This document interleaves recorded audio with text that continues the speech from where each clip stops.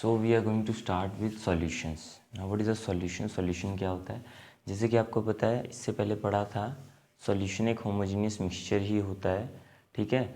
और इसमें क्या होता है कि दो और मोर केमिकली नॉन रिएक्टिव सब्सटेंसेस को हम मिलाते हैं, जिनकी आप जो कंपोजिशन है उसको वेरी भी कर सकते हैं। जैसे सिंपल एग्जांपल देते हैं, जैसे सबसे सिंपल एग्जांपल जो दिया जाता है वो होता है सॉल्ट सॉल्यूशन का, ठीक है। अब सॉल्ट सॉल्यूशन एक होमोजेनियस मिक्सचर है तो मतलब दो चीज़ों को मिक्स किया हुआ है।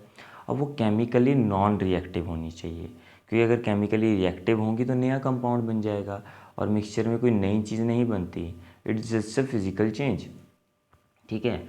और whose composition can be varied. अब वेरी करने का मतलब ये है, और इसकी कंपोजिशन सेम रहती है थ्रू आउट, क्योंकि होमोजीनियस मिक्सचर है। होमोजीनियस का मीनिंग आपको पहले बताते हैं। जैसे अभी एग्जांपल दिया आपको सॉल्ट वाटर आपका, ठीक है।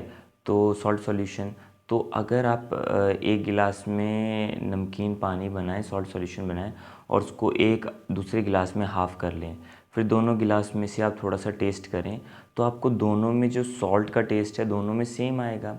इट मीन्स जो सॉल्ट है वो ओवरऑल घुल गया है अच्छे से, ठीक है। यानी उसकी जो कंपोजिशन है थ्रू आउट सेम है, जिसको होमोजीनियस मिक्सचर बोलते हैं। But this composition can very. Composition very करने का मतलब क्या होता है कि अब देखिए, सॉल्ट सॉल्यूशन बनाना है, तो मान लीजिए किसी एक बच्चे को कहा जाए कि आप सॉल्ट सॉल्यूशन बनाइए, तो क्या पता वो एक गिलास पानी में वन स्पून ऑफ जो है वो सॉल्ट डाले, ठीक है। कोई बच्चा उसमें 2 स्पून्स डाल दे, ठीक है। सो इट डिपेंड्स, ठीक है। So the composition can very with in certain limits. उसके बाद हम बात कर लेते हैं कि बाइनरी सॉल्यूशन, क्योंकि हमारा इस चैप्टर में मेन एम है सिर्फ बाइनरी सॉल्यूशन को पढ़ना। अब बाइनरी मतलब, देखिए बाइनरी वर्ड आपने कहाँ पे सुना है? जहाँ पे आपने कंप्यूटर के बारे में पढ़ा होगा, तो वहाँ पे हम बाइनरी जो नंबर्स के बारे में पढ़ते हैं, 0 1, मतलब बाइनरी मतलब दो, बाय मीन्स दो, ठीक है। तो बाइनरी सॉल्यूशन मतलब दो ऐसे सॉल्यूशन जिनमें दो कंपोनेंट होते हैं। दो कंपोनेंट कौन से? देखिए, दो कंपोनेंट, एक होता है सॉल्यूट, एक होता है सॉल्वेंट, ठीक है। सॉल्यूट कौन सा होता है? जो आपका कम मात्रा में होता है। सॉल्वेंट कौन सा होता है? जो ज़्यादा मात्रा में, ज़्यादा अमाउंट में होता है। अब सिंपल एग्जांपल हम सॉल्ट सॉल्यूशन का ही ले रहे हैं, तो सॉल्ट सॉल्यूशन से ही समझाएंगे। जैसे सॉल्ट सॉल्यूशन बनाने के लिए आप पानी में नमक को डालते हैं, तो नमक की अमाउंट कम है, तो नमक क्या हो गया? सॉल्यूट हो गया। सॉल्वेंट क्या है? पानी है, तो सॉल्वेंट क्या हो गया? पानी हो गया, और पूरे को सॉल्ट सॉल्यूशन बोल देते हैं, ठीक है। अब एक्वस सॉल्यूशन क्या है? ऐसा सॉल्यूशन जिसको आप पानी में बनाते हैं, उसको एक्वस सॉल्यूशन बोलते हैं। एक्वस मतलब वाटर, तो सॉल्वेंट इज़ वाटर। अगर सॉल्वेंट वाटर है तो एक्वस सॉल्यूशन बोलेंगे। उसके बाद आते हैं नॉन एक्वस सॉल्यूशन, अगर सॉल्वेंट वाटर नहीं है, ठीक है, सो वो हो जाएगा आपका नॉन एक्वस सॉल्यूशन। तो अब हम यहाँ पे करने वाले हैं टाइप ऑफ सॉल्यूशन। अब टाइप ऑफ सॉल्यूशन में क्या है कि अब सॉल्यूशन के जो टाइप्स हैं वो किस पे डिपेंड करेगा? वो डिपेंड करेगा कि आप सॉल्वेंट की क्या फिजिकल स्टेट लेकर चल रहे हो। देखिए, स्टेट्स ऑफ मैटर तो आपको पता ही है, या तो सॉलिड होता है फिजिकल स्टेट, या तो लिक्विड होता है, या गैस होती है। तो अगर मैं सॉल्वेंट मतलब जिस चीज़ में आप घोल रहे हैं, ठीक है, उसको सॉल्वेंट कहते हैं, जो ज़्यादा अमाउंट में होता है। और जिस चीज़ को आप घोल रहे हैं जो कम अमाउंट में होती है, उसको हम सॉलिड बोलते हैं। तो सॉल्वेंट अगर सॉलिड है तो आपका सॉल्यूशन सॉलिड सॉल्यूशन कहलाएगा। अगर सॉल्वेंट लिक्विड है तो लिक्विड सॉल्यूशन, अगर सॉल्वेंट गैस है तो गैस सॉल्यूशन, ठीक है। तो अब हम यहाँ पे बात कर लेते हैं एक एक करके सब तरह के टाइप्स ऑफ सॉल्यूशन की। तो पहले स्टार्टिंग में चलेंगे सॉलिड सॉल्यूशन के साथ। सॉलिड सॉल्यूशन मतलब जो आपका सॉल्वेंट है वो सॉलिड होगा, ठीक है। तो देखिए, सॉल्वेंट को मैं सॉलिड ही लेकर चल रहा हूँ, ठीक है। और solute can be solid, can be liquid, can be gas.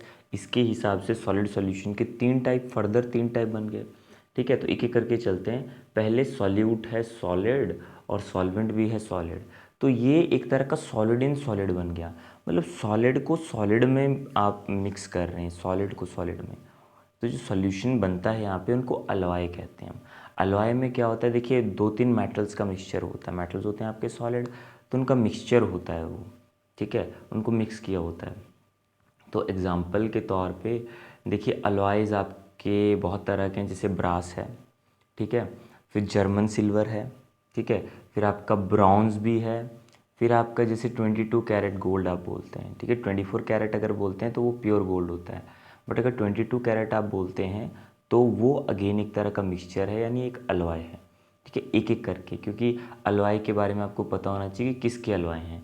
तो जैसे ब्रास, तो पहले चलते हैं ब्रास पे, तो brass is alloy of copper and zinc, ठीक है, कॉपर और जिंक को मिक्स किया जाता है तो आपका ब्रास बनता है, ठीक है। उसके बाद बात कर लेते हैं जर्मन सिल्वर की। जर्मन सिल्वर में कॉपर तो आएगा ही आएगा, जिंक भी आएगा ही आएगा, और साथ में निकल भी आ जाएगा, ठीक है। तो कॉपर, जिंक, निकल, इनका जो मिक्सचर है, इनका जो अलॉय है वो है जर्मन सिल्वर, ठीक है। फिर आ जाते हैं ब्रॉन्ज पे। ब्रॉन्ज में कॉपर तो आते आता है, बट कॉपर के साथ आ जाएगा टिन, ठीक है, कॉपर के साथ टिन आएगा। उसके बाद बात कर लेते हैं 22 कैरेट ऑफ गोल्ड। ये तो आप छोटी क्लास में ही पढ़ के आते हैं कि हम कभी भी 24 कैरेट गोल्ड नहीं यूज़ करते, क्योंकि 24 कैरेट गोल्ड जो होता है काफ़ी सॉफ्ट होता है, ठीक है। उससे आपके ऑर्नामेंट्स को बनाना या उससे बाकी चीज़ों को बनाना इट इज़ नॉट पॉसिबल, ठीक है। तो इसीलिए हम क्या करते हैं, उसमें आप 2 पार्ट्स जो हैं 24 में 22 पार्ट जो होते हैं वो गोल्ड के होते हैं, और 2 पार्ट जो होते हैं वो कॉपर के होते हैं। तो कॉपर को डाला जाता है, तो उसकी वजह से आपका 22 कैरेट गोल्ड हम बोल देते हैं कि 22 कैरेट गोल्ड है, ठीक है। तो आपका इसमें क्या है कि गोल्ड प्लस कॉपर। उसके बाद हम बात कर लेते हैं अगले वाले की, नेक्स्ट वाले की, सॉलिड सॉल्यूशन में नेक्स्ट वन। जब सॉल्यूट आपका लिक्विड है बट सॉल्वेंट सॉलिड है, मतलब लिक्विड को सॉलिड में मिला रहे हैं, ठीक है, तो मतलब लिक्विड का अमाउंट काफ़ी कम होगा, लिक्विड इन सॉलिड, ठीक है, क्योंकि लिक्विड सॉल्यूट है। अब देखिए ऐसे होते हैं आपके हाइड्रेटेड सॉल्ट्स। हाइड्रेटेड सॉल्ट्स आपने कहाँ पे पढ़े हैं, देखिए हाइड्रेटेड सॉल्ट आपने क्लास 10 में पढ़े होंगे, जिसमें हम वाटर ऑफ क्रिस्टलाइजेशन के बारे में बात करते हैं, यानी कुछ ऐसे आप केमिकल फार्मूला भी लिखते हैं जिनमें आप डॉट में फिर H2O लिखते हैं डॉट लगाकर, ठीक है। और वहाँ जो आपने ये वहाँ भी उस भी रिएक्शन में किया होगा जहाँ पे आपने पीओपी और जिप्सम के बारे में पढ़ा होगा, प्लास्टर ऑफ पेरिस और जिप्सम वाली रिएक्शन। तो वहाँ भी जो साथ में आप डॉट लगाकर जो आप वाटर मॉलिक्यूल्स लिखते हैं, सो वो वाटर मॉलिक्यूल्स क्या होते हैं, वो वाटर ऑफ क्रिस्टलाइजेशन होता है, और उन सॉल्ट्स को आप हाइड्रेटेड सॉल्ट्स बोल देते हो कि उनमें पानी है, ठीक है, हाइड्रेटेड सॉल्ट्स बोल देते हैं उनको। या फिर दूसरी तरह से एग्जांपल है amalgam of Hg with sodium. अब सोडियम सॉलिड होता है, ठीक है, सोडियम बहुत ज़्यादा हम अमाउंट में लेते हैं, और एमलगम मतलब आपका मरकरी का एक तरह के अगर आप मिक्सचर बनाते हैं तो उसको एमलगम बोल देते हैं, ठीक है। तो मरकरी बहुत ही कम अमाउंट में होता है, ठीक है, तो उसमें बहुत सारा सोडियम भी घुल जाता है और वो अमलगम बन जाता है, ठीक है। जैसे आप मरकरी का गोल्ड के साथ भी बना सकते हैं, वो भी आपका क्या होता है, वो भी आपका लिक्विड इन सॉलिड का ही एग्जांपल है, ठीक है। तो उसमें भी एमलगम ही बनता है। और फिर तीसरा रह गया आपका गैस इन सॉलिड, कि सॉलिड में गैस को डालना, गैस कम अमाउंट में, सॉलिड ज़्यादा अमाउंट में, तो gas in solid type of solution हो गया। अब देखिए डिज़ोल्व्ड गैसेज इन मिनरल्स। अब जो भी हमारे मिनरल्स होते हैं, ठीक है, मिनरल्स हमारे जो होते हैं सॉलिड स्टेट में होते हैं, ठीक है, ज़्यादातर, और उनमें गैसेज जो होती हैं वो डिज़ोल्व होती हैं आपकी। या फिर और भी अच्छे से समझना हो तो पैलेडियम में हम हाइड्रोजन गैस को हम जो है डाल सकते हैं। पैलेडियम आपका एक तरह का मेटल है, तो उसमें आप जो है हाइड्रोजन गैस जो है उसकी सरफेस पे एड्जॉर्ब्ड हो जाती है। वो मैं आपको बाद में जब हम आगे पढ़ेंगे नेक्स्ट मतलब आने वाले चैप्टर्स में ये चीज़ें आएंगी हमारे पास, ठीक है।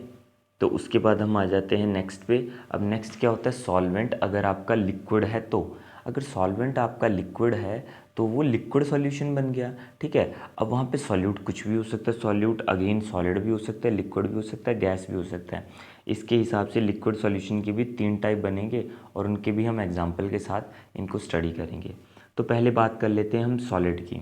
अगर सॉल्यूट आपका सॉलिड है, सॉलिड कम मात्रा में है और लिक्विड ज़्यादा मात्रा में लिया हुआ है, तो इसका एग्जांपल तो मैंने स्टार्टिंग में ही दिया था जब सॉल्यूशन पढ़ाया था, यानी सॉल्ट सॉल्यूशन। सॉल्ट सॉल्यूशन में क्या है कि पानी जो है वो सॉल्वेंट है, वो ज़्यादा अमाउंट में, उसमें नमक थोड़ा सा आप डाल रहे हैं, नमक सॉलिड फॉर्म में है, ठीक है। वैसे आप शुगर सॉल्यूशन भी बना सकते हैं, तो ये दोनों ही सॉलिड एंड लिक्विड का एग्जाम्पल होंगे, ठीक है। उसके बाद आ जाते हैं लिक्विड इन लिक्विड।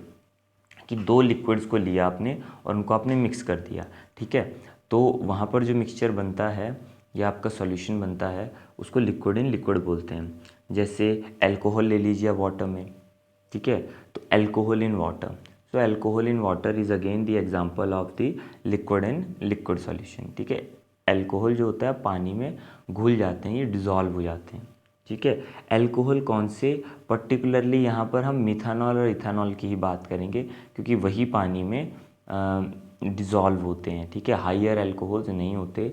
तो यहाँ पे ब्रैकेट में अल्कोहल इन वाटर में आप ब्रैकेट में लिख लें मिथानॉल एंड इथानॉल, ठीक है। मिथानॉल इथानॉल नए वर्ड्स नहीं हैं आपके लिए, आपने 10th में भी पढ़े हैं, ठीक है। आयुपैक नेमिंग भी आपने की है, ठीक है। नोमेनक्लेचर सबको आता है थोड़ा बहुत। तो मिथानॉल और इथानॉल आपने लिखना है, ठीक है। उसके बाद जो लास्ट लिक्विड सॉल्यूशन में जो तीसरी टाइप आती है वो होती है गैस इन लिक्विड। क्या गैस भी लिक्विड में डिज़ोल्व होती है, यानी गैस थोड़े अमाउंट में और लिक्विड ज़्यादा अमाउंट में? तो बिल्कुल होती है गैस इन लिक्विड। जितने भी आपके एरिएटेड ड्रिंक्स हैं, जैसे आप कोल्ड ड्रिंक वगैरह पीते हैं तो कोल्ड ड्रिंक में क्या होता है कि CO2 गैस डिज़ोल्व होती है, ठीक है। जैसे कोक की बॉटल या कोका कोला की बॉटल्स होती हैं, उनमें क्या होता है आपका कि CO2 गैस जो होती है वो डिज़ोल्व होती है। अगर आप उन बॉटल्स के ढक्कन को खोल के रख दो, ठीक है, उनको, तो थोड़ी देर बाद आप उनको पिएंगे तो आपको बस हल्का सा बस मीठा पानी ही आएगा, और मतलब वो टेस्ट नहीं आएगा जो पहले आता था। उसमें से वो CO2 गैस का जो होता है वो टेस्ट होता है। तो मतलब कहने का मतलब क्या है कि एरिएटेड ड्रिंक्स में आपका क्या होता है, CO2 गैस डिज़ोल्व होती है, ठीक है। और आपका और सिंपल एग्जांपल लेना हो तो जैसे आपको पता ही है कि जो भी आपका वाटर होता है तो वाटर में ऑक्सीजन डिज़ोल्व होती है। वो वाली ऑक्सीजन नहीं, देखिए वाटर तो H2O होता है, तो वो तो ऑक्सीजन से बनता है, उसके अलावा भी एटमॉस्फेरिक ऑक्सीजन उसमें डिज़ोल्व होती है, ठीक है। तभी तो जितनी भी एक्वेटिक लाइफ है आपकी, ठीक है, आप पानी में भी देखते हैं बहुत सारे एक्वेटिक लाइफ होती है, फिशेस आर देयर, फिर एक्वेटिक प्लांट्स होते हैं। तो वो लाइफ पॉसिबल क्यों है? वो लाइफ इसीलिए पॉसिबल है क्योंकि वो क्या करते हैं, वो वाटर में से डिज़ोल्व ऑक्सीजन को इनटेक करते हैं, ठीक है। सो एक ये एग्जांपल हो गया। इसके बाद फिर हम गैस सॉल्यूशन की बात करेंगे।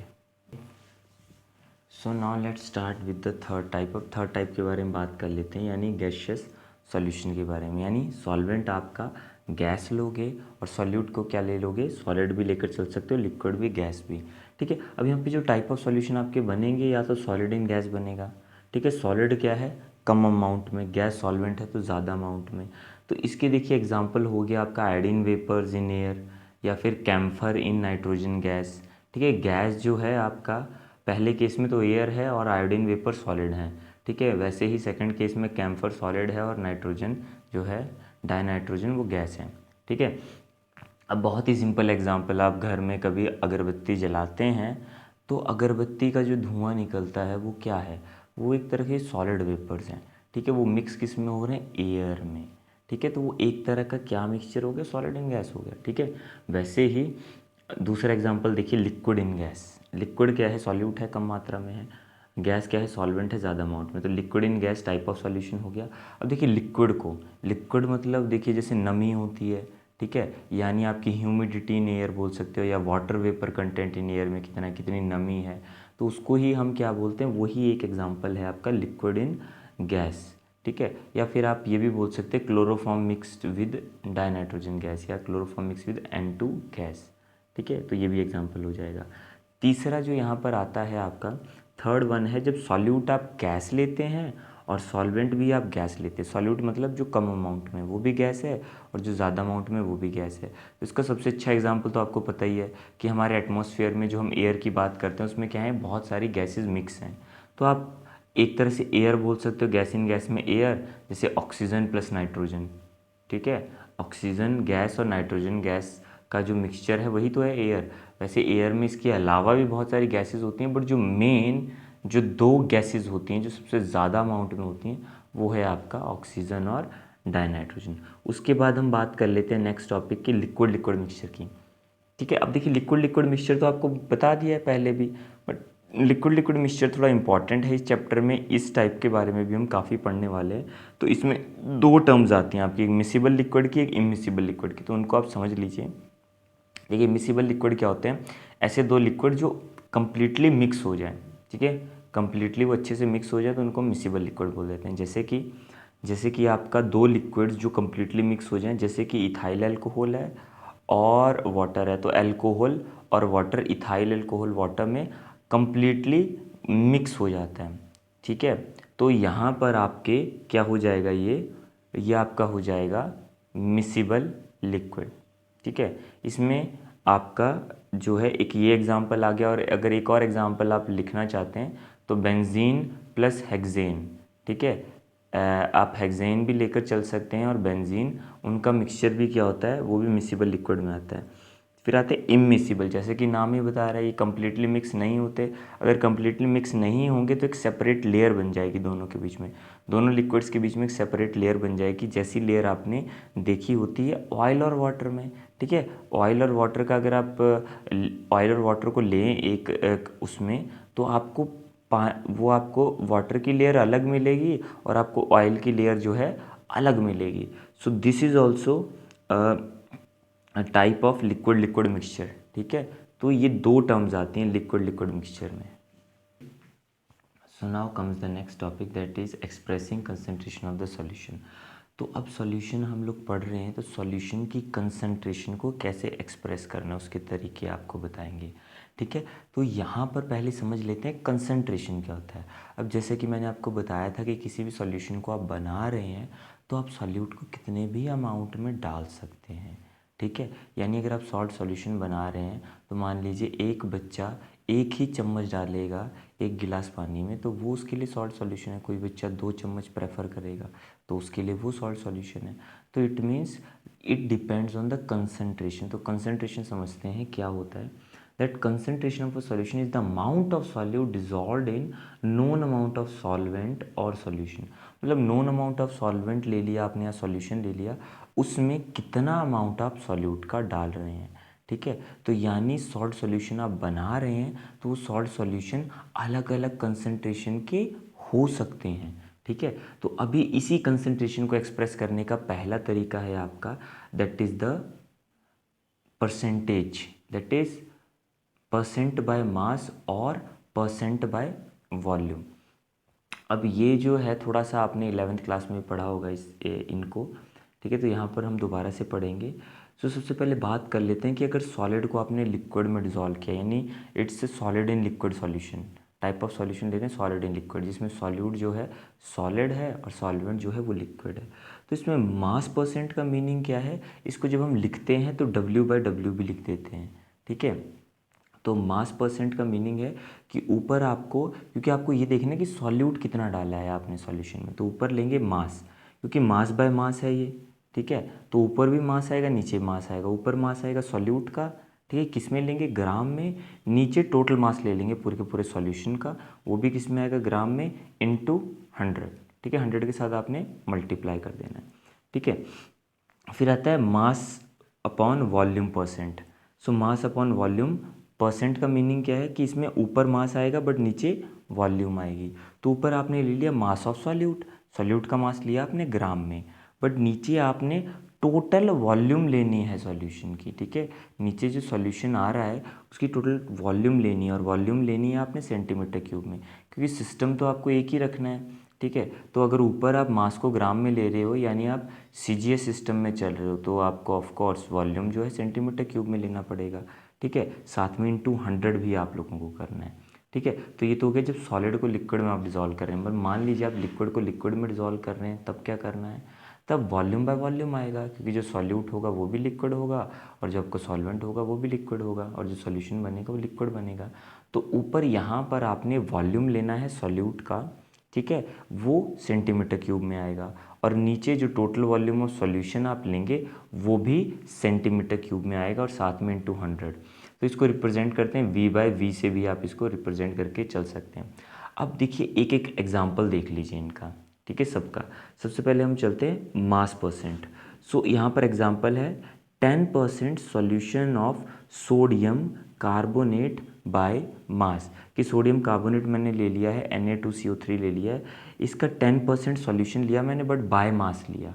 बाय मास का मीनिंग क्या है कि 10% का मीनिंग है कि 10 ग्राम सोडियम कार्बोनेट है आपका, किसमें डिज़ोल्व किया है आपने, जो पूरा का पूरा सॉल्यूशन है आपका, मान लीजिए वो वाटर में है या किसी भी चीज़ में, वो यहाँ पे मेंशन नहीं किया है, तो 10% आपका सॉल्यूशन है किसका, सोडियम कार्बोनेट का। तो यानी इसका मतलब है कि सोडियम कार्बोनेट सॉल्यूट है उसमें, कितना है वो, 10 ग्राम है। और नीचे जो सॉल्यूशन आपने लिया है वो 100 ग्राम, यानी 100 ग्राम सॉल्यूशन में 10 gram sodium carbonate, this can be shown by 10% solution of sodium carbonate by mass.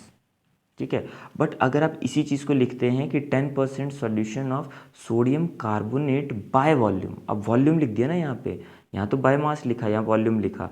ठीक है, तो सोडियम कार्बोनेट आपको पता है सॉलिड है और बाय वॉल्यूम आप ले रहे हो, तो इसका मीनिंग क्या है कि आप यहाँ पर लेंगे कि यहाँ पर 10 gram sodium carbonate 100 centimetre cube solution में है।